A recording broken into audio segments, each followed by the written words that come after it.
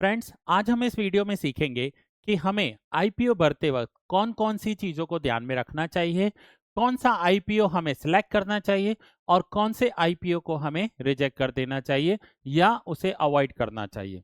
तो फ्रेंड्स, मैं अमर भाटिया, एक सेबी रजिस्टर्ड रिसर्च एनालिस्ट, आज आपके सामने कुछ आईपीओस लेकर आया हूं और उन आईपीओस को सिलेक्शन का जो प्रोसीजर है वो समझेंगे। तो आईपीओ को सिलेक्ट करने के लिए सबसे पहले हम कोई भी एक वेबसाइट जो आईपीओ का इंफॉर्मेशन प्रोवाइड करती हो वहां जाएंगे। आप गूगल में जाकर सर्च कर सकते हैं आईपीओ जी। वेबसाइट का है आईपीओ जी। इसका ऐप भी अवेलेबल है, अगर आप प्ले स्टोर से ऐप इंस्टॉल करना चाहें तो वो भी कर सकते हैं। अब जैसे ही आप आईपीओ जी पर क्लिक करते हैं तो अपकमिंग आईपीओ जितने भी होंगे उनका पूरा इंफॉर्मेशन आपको यहाँ मिल जाता है। तो फ्रेंड्स, मैं वंस अगेन एक डिस्क्लेमर दे दूं कि मैं यहाँ पर जो भी इंफॉर्मेशन दिखा रहा हूँ ये एजुकेशन पर्पज से है, मैं किसी भी वेबसाइट या सॉफ्टवेयर को प्रमोट नहीं कर रहा हूँ। तो चलिए, अब अपकमिंग आईपीओस में देखें तो जो भी आईपीओस हैं उनका पूरा का पूरा डिटेल आपको यहाँ अवेलेबल मिलता है। अब जैसे कि ये आईपीओ है, इस आईपीओ का प्राइस क्या होगा, लॉट साइज क्या होगा, कब ओपन होगा, अलॉटमेंट कब आएगा, कब लिस्टिंग होगा, हर एक इंफॉर्मेशन आपके पास अवेलेबल होती है। चलिए मैं एक एग्जांपल ले लेता हूं, कुसुमगर लिमिटेड। अब ये एक आईपीओ है जो अभी अपकमिंग है। डेट कौन सी है, 8 जुलाई से लेकर 10 जुलाई। आज ये मैं वीडियो रिकॉर्ड कर रहा हूँ 3 जुलाई पर। तो नाउ 8 जुलाई से लेकर 10 जुलाई तक ये आईपीओ आ रहा है। अगर इस आईपीओ का आपको डिटेल चेक करना है तो आप इस व्यू बटन पर क्लिक कर सकते हैं। यहां से आपको ये इंफॉर्मेशन मिलेगा कि इस आईपीओ का इश्यू साइज जो है वो 650 करोड़ रुपीस है। 650 करोड़ का आईपीओ है, ये ऑफर प्राइस है एंड ये लॉट साइज है। अब हम आगे इस पर क्लिक करेंगे और पूरा डिटेल में चेक करेंगे कि क्या हमें इस आईपीओ को अप्लाई करना चाहिए या नहीं करना चाहिए। तो सबसे पहले हम आईपीओ की डेट्स को समझ लेते हैं। ये है 8 जुलाई। 8 जुलाई ओपन डेट है, मीन्स इस आईपीओ के लिए आप एप्लीकेशन दे सकते हैं। 10th जुलाई क्लोज डेट है, मीन्स लास्ट 10th जुलाई तक आपको अप्लाई करने का ऑप्शन है। 8th, 9th एंड 10th, ये 3 दिन आप आईपीओ अप्लाई करेंगे। 13th जुलाई को आपको अलॉटमेंट पता चलेगा कि आपको आईपीओ लगा या नहीं लगा, मीन्स आपकी एप्लीकेशन एक्सेप्ट हुई या रिजेक्ट हुई। और ये कंपनी स्टॉक मार्केट में पहली बार लिस्ट होने जा रही है 15th जुलाई को। तो ये पूरी की पूरी जर्नी रहेगी। नाउ आगे देखें कि कंपनी का जो इश्यू साइज है वो 650 करोड़ है। स्मॉल कैप कंपनी है, 5000 करोड़ से नीचे है। अगर आपको इस कंपनी का आईपीओ अप्लाई करना है तो उसका लॉट होता है, मीन्स आपको नंबर ऑफ शेयर्स लॉट में अप्लाई करने होते हैं। तो आपको मिनिमम 35 शेयर्स अप्लाई करने पड़े और उन 35 शेयर्स का जो मिनिमम इन्वेस्टमेंट होगा दैट विल बी 14,665 रुपीज। यहाँ पर ये आईपीओ जो प्राइस बैंड ऑफर कर रही है कंपनी, दैट इज 398 टू 419। आप 398 पर भी अप्लाई कर सकते हो, आप 400, 410, बट हमेशा आपको अपर बैंड पर ही अप्लाई करना होता है। अगर अपर बैंड पर किसी ने अप्लाई नहीं किया होता है तो उसके नीचे के प्राइजेस को एक चांस दिया जाता है, बट आप अपर बैंड पर ही अप्लाई करोगे क्योंकि अपर बैंड पर ही इतने सारे लोग एप्लीकेशन करते हैं कि लोअर बैंड तक जाने की कोई संभावना होती नहीं है। तो ये हमने डेट देख ली, प्राइस बैंड देख लिया, इश्यू साइज देख लिया, लॉट साइज देख लिया, लिस्टिंग डेट देख ली। लिस्टिंग कहाँ हो रहा है, बीएसई और एनएसई दोनों पे लिस्ट होने जा रहा है ये आईपीओ। इतनी इंफॉर्मेशन हमें यहाँ मिल गई। अब थोड़ा सा स्क्रॉल करेंगे। अब सबसे पहले क्वेश्चन आता है कि हमें बहुत सारे स्टूडेंट्स कभी कॉल करते हैं ना मुझे, बोलते हैं सर ये आईपीओ भरना चाहिए कि नहीं भरना चाहिए। सबसे पहले आप यहाँ पर इस एक्सपेक्टेड प्रीमियम को समझ लीजिए। अगर ये आईपीओ आपको लग गया तो आपको लिस्टिंग गेन जैसे कहते हैं, मीन्स जैसे ही ये कंपनी फर्स्ट लिस्ट होगी, ये एस्टिमेटेड होता है, एक्सपेक्टेड होता है, इसकी कोई गारंटी नहीं होती, लेकिन अप्रोक्सीमेट आपको 31% का गेन हो सकता है। अगर आप 419 रुपीज का शेयर परचेज कर रहे हैं, उसका 31% मीन्स 130 से लेकर 135 रुपीज तक प्रॉफिट होने की संभावना है। 130 से 135 रुपया आपको प्रॉफिट हो सकता है। ये जो अमाउंट है ये एवरी डे इंक्रीज डिक्रीज होता रहता है। जरूरी नहीं है कि 8 जुलाई तक ये सेम रहे। हो सकता है कि 8 जुलाई अभी आने में टाइम है, मैं ये वीडियो रिकॉर्ड कर रहा हूँ, आज आप देखिए 3 जुलाई है, सो 5 दिन में ये 31 की जगह आपको 41, 51 या 81 भी दिखाई दे सकता है, या ये आपको 20, 10 या लोअर साइड 0 भी हो सकता है। तो ये है एक्सपेक्टेज, अंदाजा आपको इतना प्रॉफिट होगा। अब मैं जो है मैं पर्सनली ये देखता हूं कि ये आईपीओ हमें भरना चाहिए या नहीं भरना चाहिए। तो अगर ये आईपीओ आपको भरना है तो इस आईपीओ के लिए आपको ये देखना होगा कि ये जो एक्सपेक्टेड प्रीमियम है ये कम से कम 20% का होना चाहिए। ये मेरा पर्सनल व्यू है, ऐसा कोई थंब रूल नहीं है, बट अगर मुझे अप्लाई करना होता है तो मैं एक्सपेक्टेड प्रीमियम 20% जितना देखता हूँ कि 20% अगर प्रीमियम हो तो हमें इस आईपीओ को भरना चाहिए।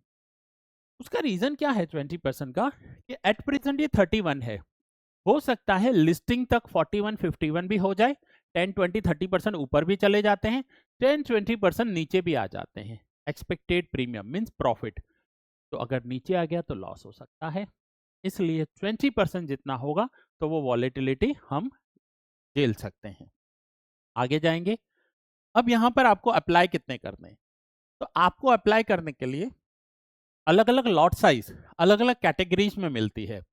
जैसे कि अगर आप रिटेल इन्वेस्टर हैं, आप एक लॉट अप्लाई कीजिए 35 शेयर्स और आपको इतना अमाउंट इन्वेस्ट करना पड़ेगा या अपने बैंक अकाउंट में ब्लॉक करवाना पड़ेगा, जिसे लीन कहते हैं।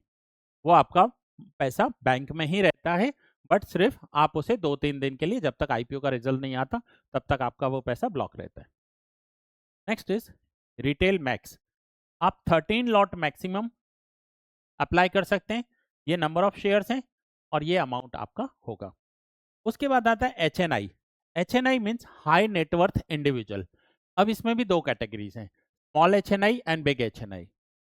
स्मॉल एचएनआई मिनिमम 14 लॉट्स होते हैं, 490 शेयर्स, और ये अमाउंट आपको ब्लॉक करना होगा। सेम 68 मैक्सिमम लॉट है और ये शेयर्स हैं और ये अमाउंट है। इसके बाद आता है बिग एचएनआई।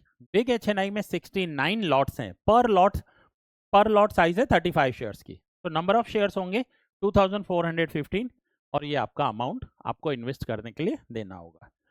तो आप देखेंगे कि जिस भी कैटेगरी में according to your funds and risk capacity आप जिस भी कैटेगरी में अप्लाई करना चाहे वो क्वांटिटी आप अप्लाई कर सकते हैं।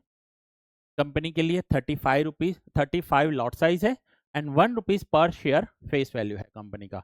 650 करोड़ का इश्यू साइज है एंड 15 जुलाई को लिस्ट होने वाली है।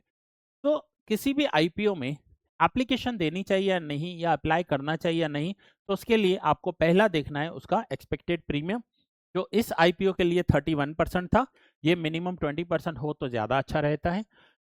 नेक्स्ट हम देखेंगे कंपनी के फाइनेंशियल्स। अब कंपनी के फाइनेंशियल्स में हम देखें कि कंपनी का आरओई 25% है, ROCE means return on capital employed 24% है, जो एक अच्छा नंबर दिखाई दे रहा है। प्रॉफिट आफ्टर टैक्स 13.80% है, ये भी एक अच्छा नंबर है, कंपनी प्रॉफिटेबल है। अगर मैं कंपनी के फाइनेंशियल्स देखूं तो मुझे ये देखना है कि ये लॉस करने वाली कंपनी नहीं होनी चाहिए, क्योंकि जिस कंपनी में हम आईपीओ अप्लाई कर रहे हैं अगर ऑलरेडी वो एक लॉस मेकिंग कंपनी है, पास्ट में देखा गया है बहुत सारी कंपनीज ने लॉसेस होने के बाद भी आईपीओ अप्लाई किया था।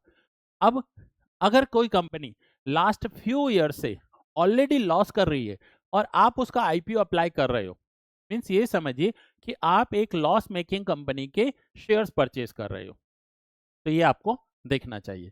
अब देखिए जैसे कि ये कंपनी के फाइनेंशियल्स हैं, तो मैं कंपनी के 24, 25 एंड 26 अगर ये 3 साल के रिजल्ट्स देखूं तो ये कंपनी का प्रॉफिट है। कंपनी ने 2024 में 84 करोड़ का प्रॉफिट किया है, 111 करोड़ प्रॉफिट, एंड यहाँ पर कंपनी का जो प्रॉफिट है वो 98 करोड़ है।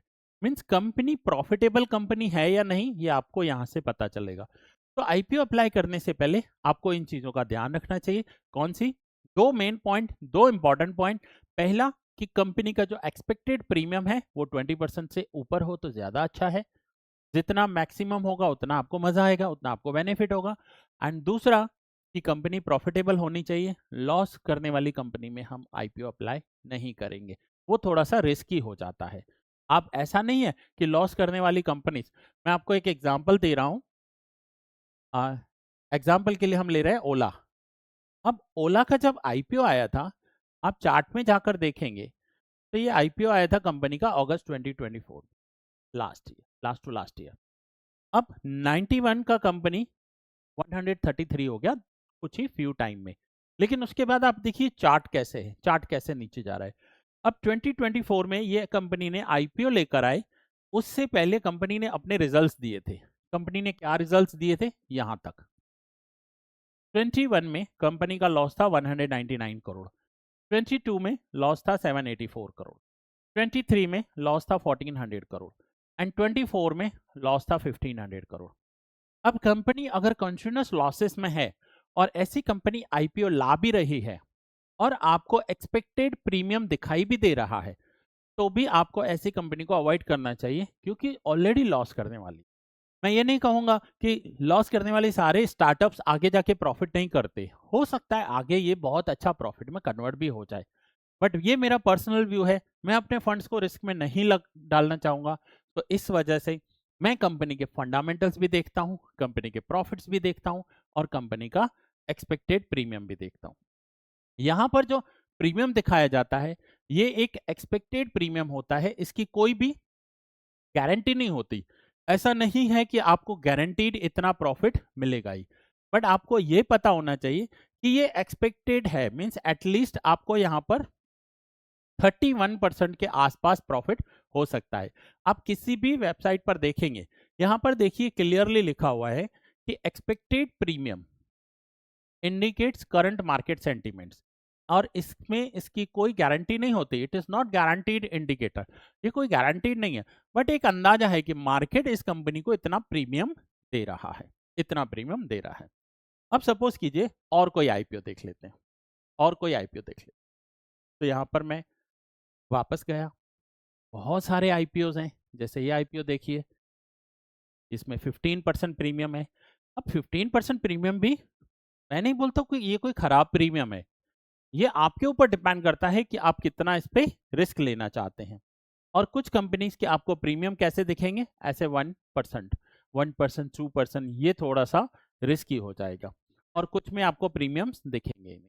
तो फ्रेंड्स, जब भी आप आईपीओ अप्लाई करो, किसी से पूछने की जरूरत नहीं। आप आईपीओ जी वेबसाइट पर चले जाओ, या ऐसे बहुत सारी वेबसाइट्स होती हैं, आपका जो ब्रोकर होगा वो भी आपको ये इन्फॉर्मेशन प्रोवाइड करता है। उनकी वेबसाइट या उनके ऐप पर भी आपको ये इन्फॉर्मेशन मिल जाती है आईपीओ की। आप वहां पर जाइए, आप उनका प्रीमियम देखिए, ग्रे मार्केट प्रीमियम कहते हैं, जीएमपी या एक्सपेक्टेड प्रीमियम, और आपको देखना है कंपनी प्रॉफिटेबल है या नहीं है। बस ये दो चीजें देखनी है, और उसके बाद आपको अपने फंड्स देखने हैं, आपके फंड्स कितने हैं, आपका रिस्क मैनेजमेंट कितना है, और उसके अकॉर्डिंग आप लॉट्स अप्लाई कर सकते हो। तो फ्रेंड्स, ये वीडियो हमने एक देखा कि कुसुमगर आईपीओ में क्या करना चाहिए, और साथ में ये भी हमने देखा कि आईपीओ अप्लाई करते वक्त हमें कौन कौन सी चीजों का ध्यान रखना है। तो फ्रेंड्स, आप ये बताइए कि आपको ये वीडियो कैसा लगा। अगर आप चाहते हैं कि मैं और किसी टॉपिक पर वीडियो बनाऊं तो कमेंट कर दीजिए। वीडियो अच्छा लगा है तो लाइक कीजिए, जिससे हमें मोटिवेशन मिलता है। एंड अगर वीडियो अच्छा है तो अपने फ्रेंड्स को शेयर कर सकते हैं। इस वीडियो को मैं यहीं पूरा करता हूं, बहुत जल्द मिलेंगे एक नए वीडियो में। Thanks for watching.